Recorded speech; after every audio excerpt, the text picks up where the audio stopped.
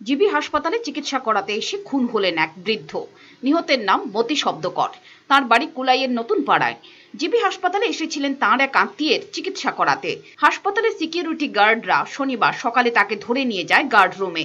সিকিউরিটিতে থাকা কর্মীরা অভিযোগ করেন মতি শব্দকর মোবাইল চুরি করেছেন, কিন্তু তার কাছে কোনো মোবাইল পাওয়া যায়নি।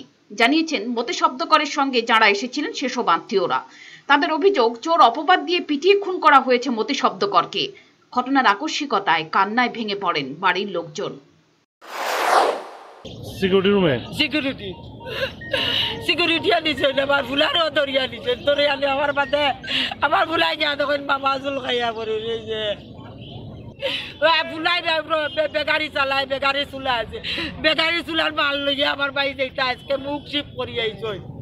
নিলে তুমি কম মোবাইল এখানে পরে কইতাছেন না মামা তো নিছেন না আমিও নিছি না।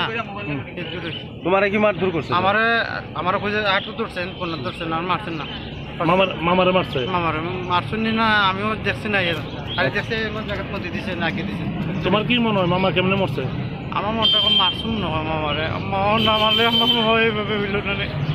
আমরা তারা যে এমনি আমরা দৌড়ি, আমরা ঢুকুলে গেছি, আমরা পাগল ঢুকুলিয়া, আমরা ঢুকেছি, আমরা বাঁচাই আমরা এই চিন্তায় আমরা জান বাঁচে না।